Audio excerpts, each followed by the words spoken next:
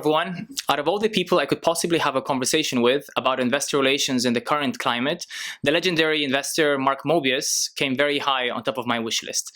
In my conversation with Mark today, we try to deconstruct IR best practice and talk about what companies can do to be appealing to global investors around the world. I hope you enjoy it. Hello, Mark. It's very good to speak to you today. Hi, good to be with you. I have so many questions, but I thought maybe we can start with looking at the world today. This is not your first crisis, regional or global. So I'll be very interested to know what are some of the timeless principles that have helped you guide through times such as these ones, and what are the opportunities for companies around the world today? Well, the key word I would say is transparency. I know in the case of being a fund manager like I've been so many years, you achieve trust from your clients by being completely transparent. And that means you've got to give them the bad news along with the good. In other words, you've got to be very transparent with them in that sense. People are human. They understand that there are problems. You will run into problems. And if you're frank with them, then their confidence gets built up. The great thing about what we're witnessing now with this COVID-19 is that companies and we as fund managers have had to communicate in a much more forceful way. And the use of the internet and all of the telephonic mechanisms that we have, just like this conversation we're having here now, is giving us a whole new way of communicating with people, even though we're not meeting face to face. So in some ways, it's a great test. Companies now have a challenge. No longer are they able to receive visitors to their company for one reason or another because of the lockdowns, etc. But they can communicate the way we're communicating now and through the internet with their Facebook page or with their blog or whatever. So it's really a very, very interesting transition that we're going through now. And how do you feel about this particular transition? I know that you're a big fan of corporate access, a big fan of being on the ground and speaking to the management, reading hand signals. How do you feel about this transition from offline to online? Well, I still believe it's very important to have face-to-face communication because you can read the body language, as you've mentioned.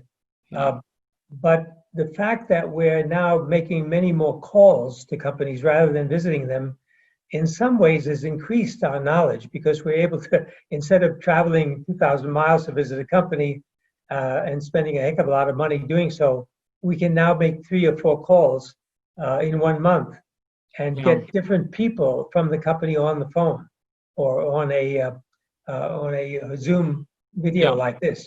So there are pluses and minuses, but I would say a combination of both would be the best. Having the face-to-face plus the kind of thing we're doing now.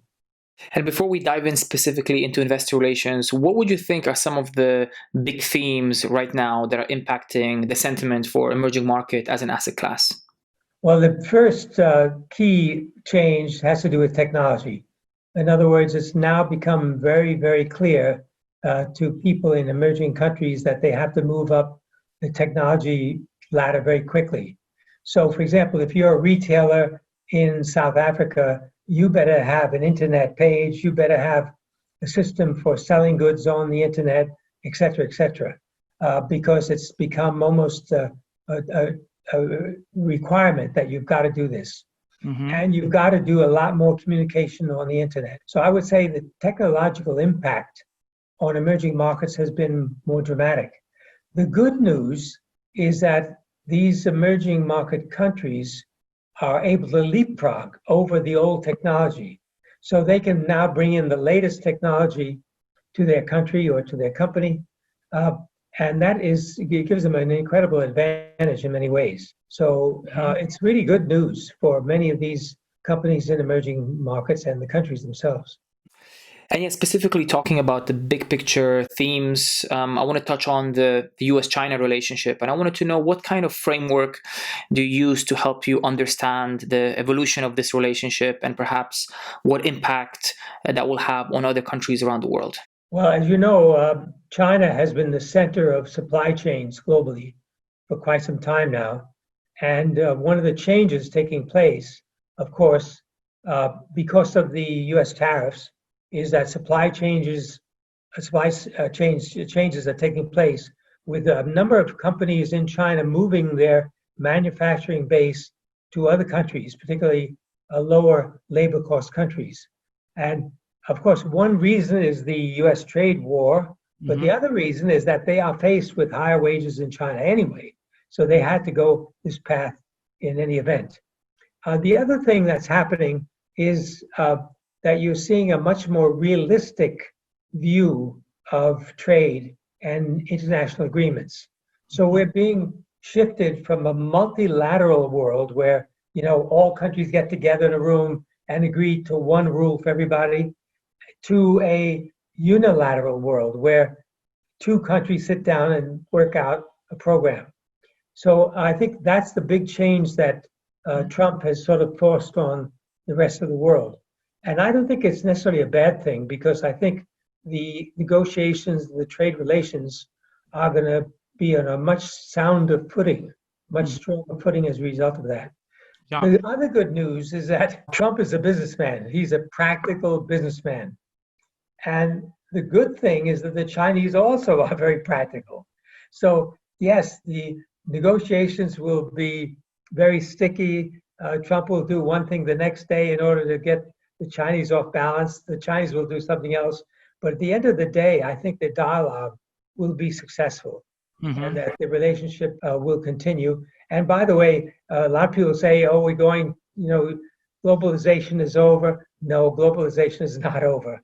When you consider the incredible reach of communications around the world, we're going to see bigger and bigger relationships and tighter relationships between countries. Yeah, and is there anything that you have changed your mind on over the last 12 months? Of course, we were very concerned about the balance sheets of all the companies in which we've been invested, because obviously any company without a strong balance sheet will be in trouble. And that's one thing. It hasn't really changed our mind, but we put more emphasis on that, on balance sheet. The other thing we've done is we've said, hey, everything has gone down dramatically. Let's get rid of those companies that we were not too happy with for one reason or another, and let's stock up on the other that we were waiting to buy, and now gives us an opportunity to buy. So in that sense, we've changed our mind as regards to the existing portfolio and been doing some switching. And I would like to now talk a little bit about your investment process. Specifically, very keen to understand how would a company from emerging markets move from being a ticker on the computer screen to being part of your portfolio. And within that, very interested to know what is the role of investor relations in that process, and what role can the investor relation team have to influence that decision? Yeah, I think you've made a very good point when you say that everybody has the information. It's out there. You can just go into Bloomberg or Capital IQ, and so lots of information. So, and of course, we use that. We do scans of companies, and we focus on things like return on assets, return on capital employed. We look, of course, at earnings growth. We look at the balance sheet, what's the debt equity, and we look at all these different factors and filter down to those companies that we're interested in looking at more deeply. Then we call the investor relations people and see if they are amenable to talk. A surprising number of companies really are not that set up. They don't have investor relations people. They often don't even have an internet blog or presentation that they can send on the internet. So we, of course, have to ask about that. Now, I'm not saying it's a very bad thing, because if they don't have it, then there may be an opportunity for us to go in and advise them how to do that and thereby increase the value of the company.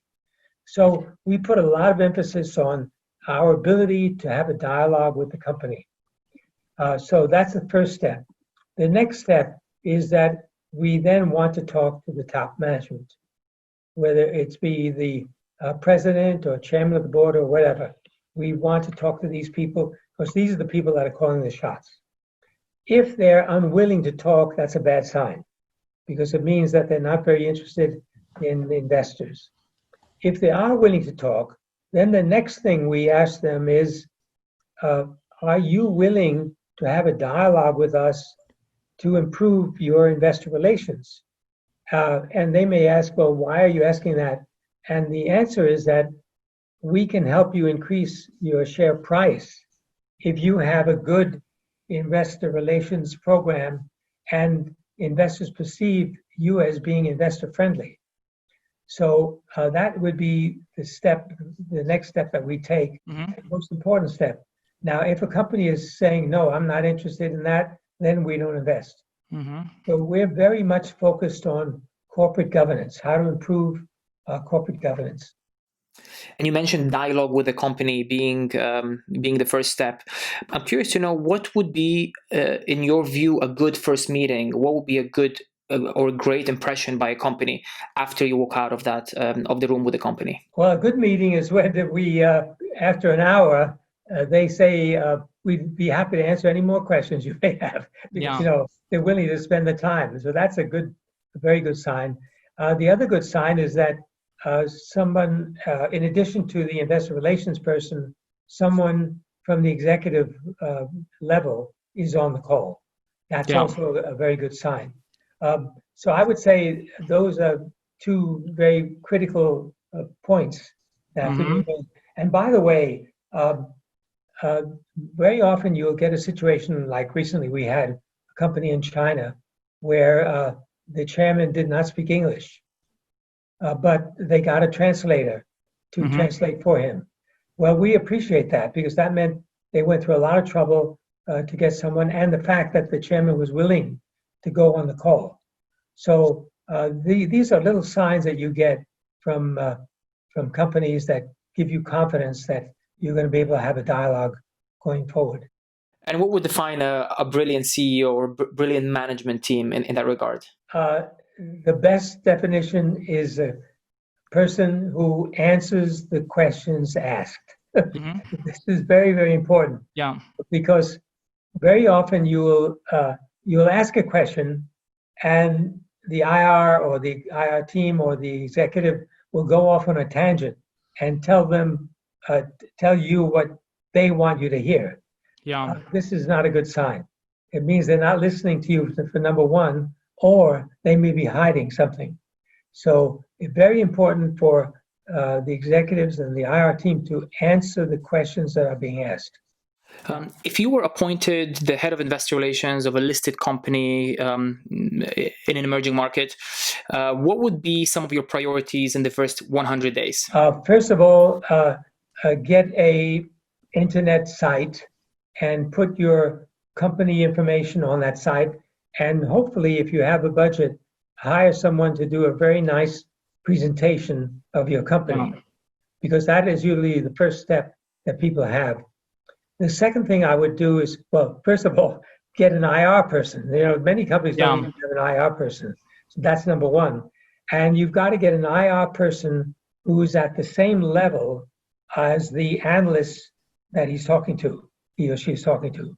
So usually that is a person who's been on the sell side or the buy side in the industry, who can really talk intelligently about the company. I mean, we've had many cases where the IR person was able to give us a much more comprehensive picture of the company than the executive vice president.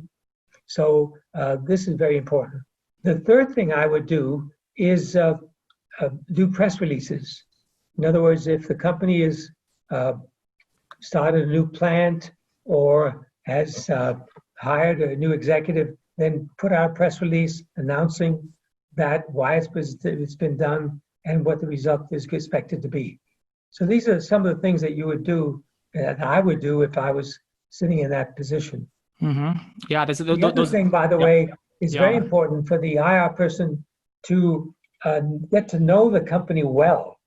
That means sitting down with the executives, moving around with the executives, touring the plant.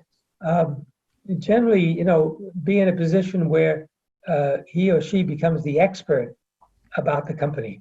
Those are very useful building blocks, Mark. I wanted to switch gears slightly and talk about MiFID II regulations. It's been some time since that was introduced. I'll be very curious to know what impact does MiFID II regulation have on your investment process, on research, and investor relations in that? It's been a disaster. All I can tell you, MiFID has been a disaster. It was the biggest mistake that again, European Union is making mistakes all over the place, but this is one of the biggest mistakes. And the reason for that is that they killed a lot of research. Previous to MiFID, we could get free research from any broker, and they, of course, would want to have some compensation in terms of trading. Of course, we had to make sure that the trading was fair, we were getting the right price, et cetera, et cetera. So, and more importantly, it allowed smaller brokers to survive. Now, a lot of small brokers are out of business. And also, it enabled smaller investors to get access to research that they otherwise would not be able to get. So now with MiFID, you have two things. Further consolidation of the brokerage industry with a lot of small brokers out of business, and small investors being disadvantaged because they're not getting the research that they were able to get before. Mm-hmm. So I think MiFID has been a real disaster. And one of the things that we have seen is that in the light of MiFID II, a lot of companies are a lot more proactive with their communications and reach investors directly for meetings quite often. I'll be interested to hear your thoughts on this. Are there any tips or strategies that you could leave behind for companies? By the way, that's a very good point you've raised. And I should have mentioned that earlier. The next step for the IR manager would be to get in contact with large investors around the world, pension funds, mutual fund companies, et cetera, et cetera. When I say large, they don't have to be giants. They can be running maybe 200 million or 500 million, because these are companies that could really make a difference in terms of your share price. Yeah. Contact these people and tell them who you are, offer to speak to them about the company, etc.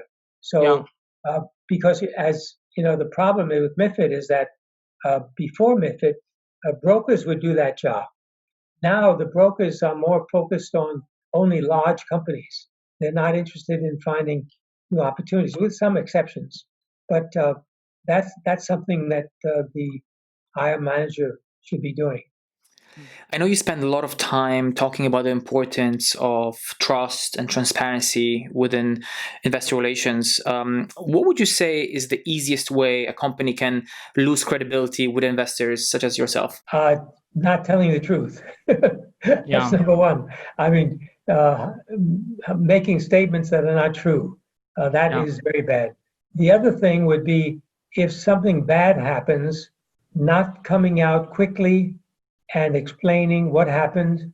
It was a mistake, admit the mistake, and say, we're going to make changes. These are the changes we're going to make to improve the situation, et cetera, et cetera. So that's what I mean. Complete transparency is essential. I would like to spend a little bit of time talking about ESG investing specifically, and especially very keen to know, how does the ESG fit into the investment process that you have earlier described? I know that there's a lot of rating agencies and a lot of providers, and I know that you also do quite a lot of research yourself. It would be very helpful if you could maybe give us a couple of pointers about your process with regards to ESG specifically. Right. You're absolutely right. There are a lot of organizations now that are doing scoring of ESG credentials for companies. But usually they are dealing with only the very largest companies. And the companies in which we invest are, by and large, with a few exceptions, smaller companies and medium-sized companies that don't have these scores. So we have to do it ourselves.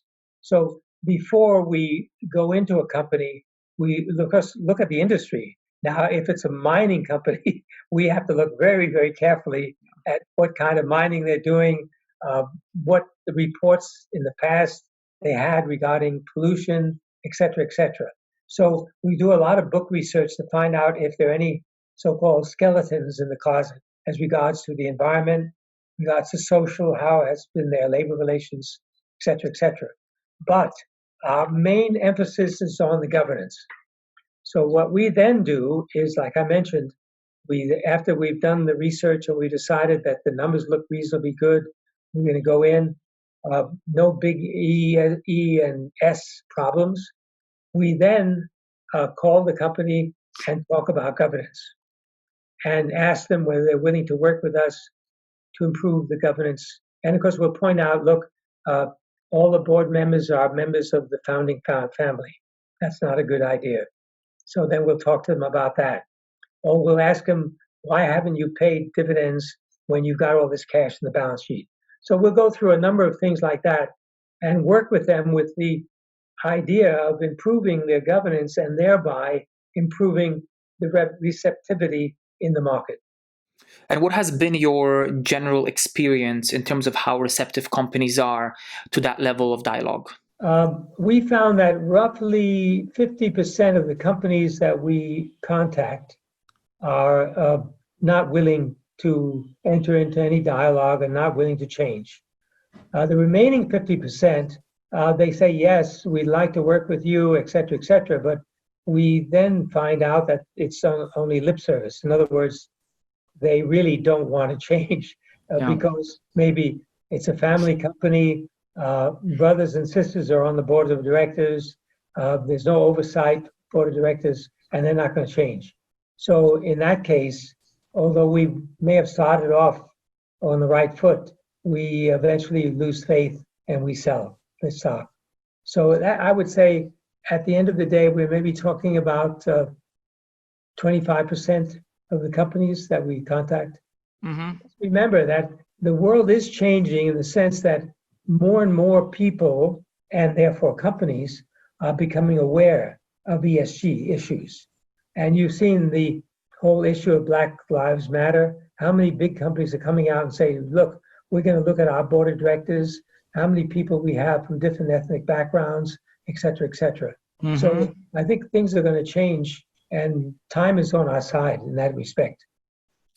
You mentioned the G being the most important, probably out of the other three, and in your book you have defined it as a set of rules according to which a company conducts itself and the extent to which these rules are followed. Just specifically about corporate governance, and I know we've talked about dividends, and I know we talked about a little bit about the board structure, but I was wondering, is there anything about the corporate governance setup that differentiates from companies that are doing it, just okay, versus the ones that are doing it very, very well in your eyes?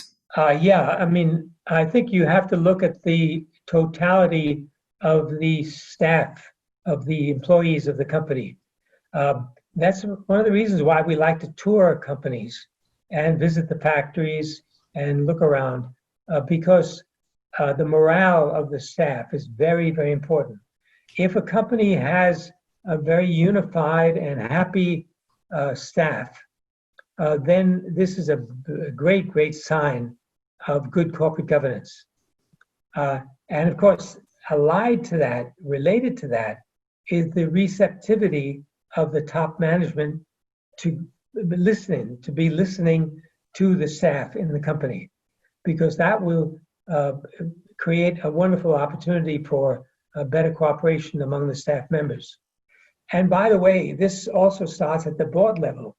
Mm-hmm. If you have, for example, a huge board and a lot of contention at the board level, a lot of fights and disagreements, that's not a good sign.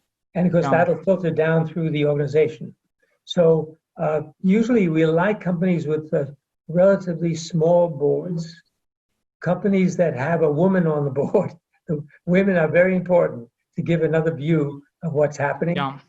And if they have different backgrounds of the board, one of the good things in Germany, by the way, here in Germany, is that these companies normally have a representative from labor on the board. I mean, this is a good practice. So this is the kind of thing we see as improving the governance. But there are many, many other factors.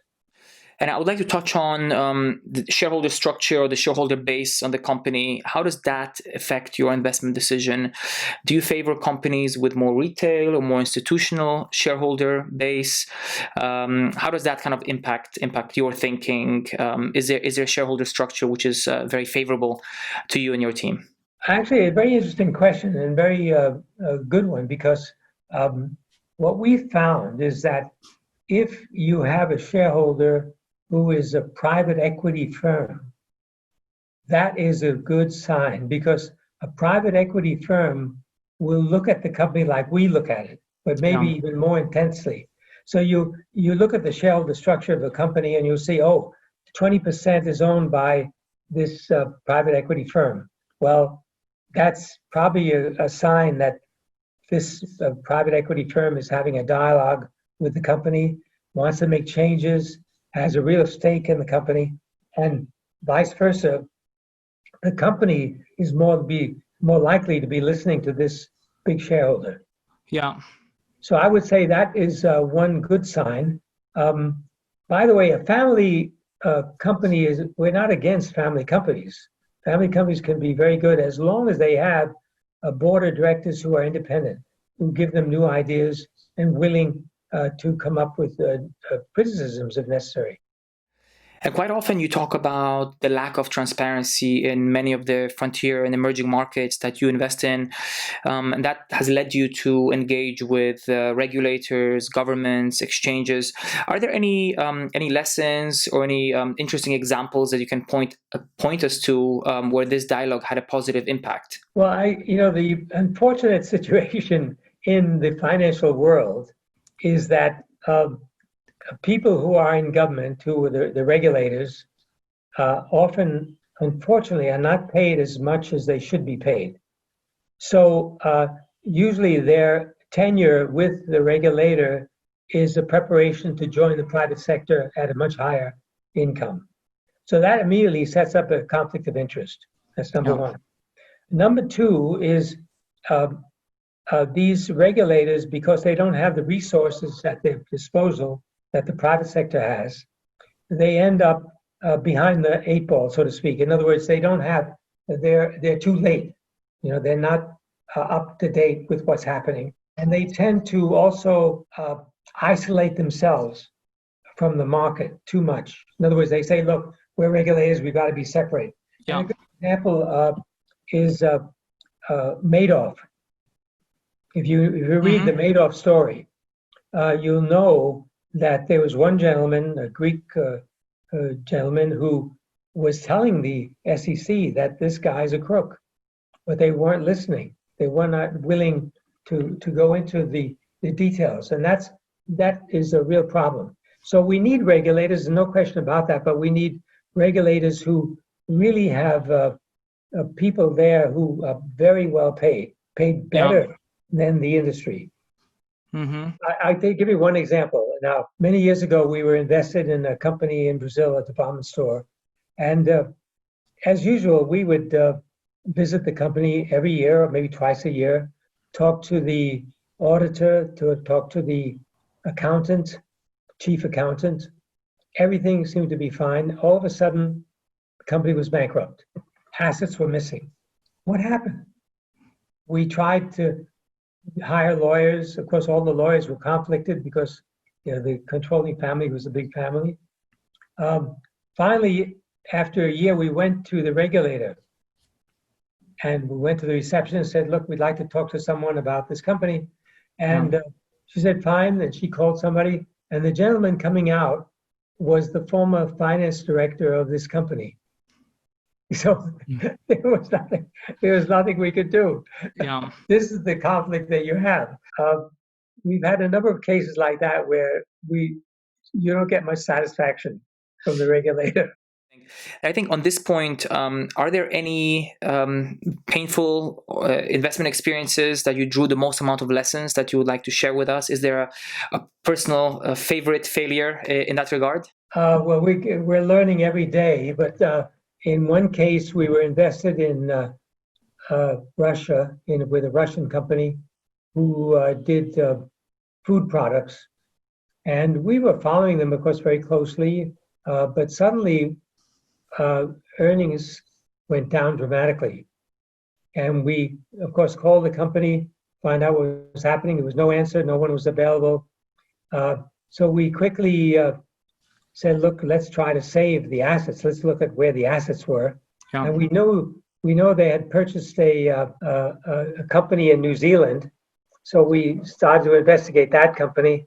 But unfortunately, this is another problem you have. If you start hiring lawyers, lawyers are too slow.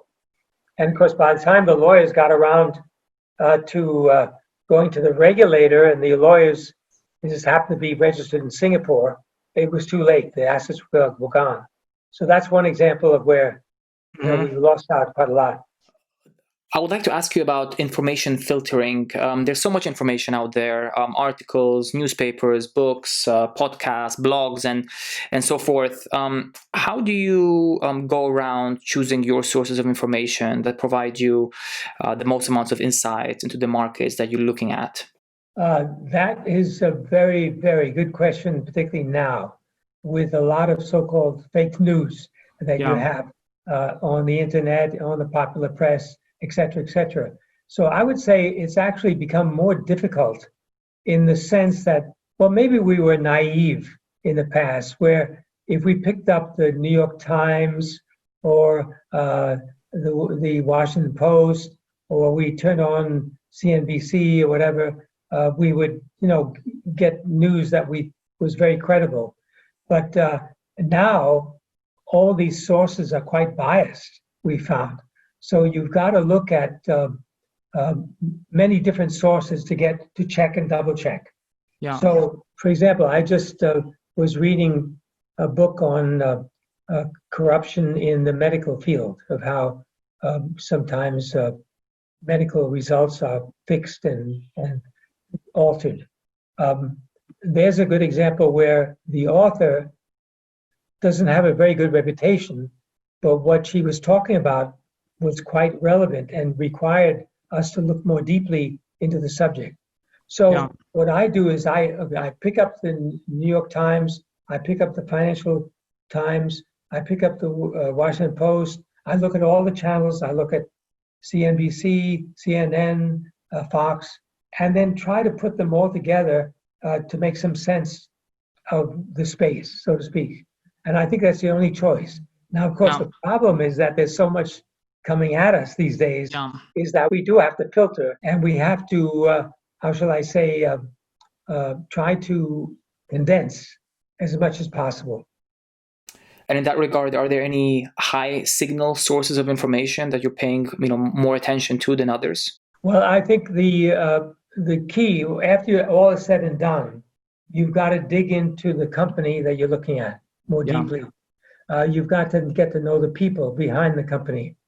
And through that, then you can go to the industry. So, example, we were looking at a pharmaceutical company that dealt in Botox-related products. So we went to pretty much depth with this company, but then we started asking the company, hey, what about the industry? Your competitors? What industry conferences do you go to, et cetera, et cetera. So then we could widen our search and learn more about the environment for this company. Mm-hmm. What advice would you give to a young investor starting his or her career in emerging market investing? Read, study as much as you can, and keep an open mind. Don't let people bias you in any direction. I mean, even when we're sitting down with somebody who may seem to be very credible, we always will question. We'll always double check the facts. Don't go along with the crowd. It's, unfortunately, you see a lot of that these days. There's a tendency to join the crowd and to go along with the crowd. This is a big mistake. Be very open-minded and be ready to question everything. That was a tremendously useful and interesting conversation today. Thank you for your time.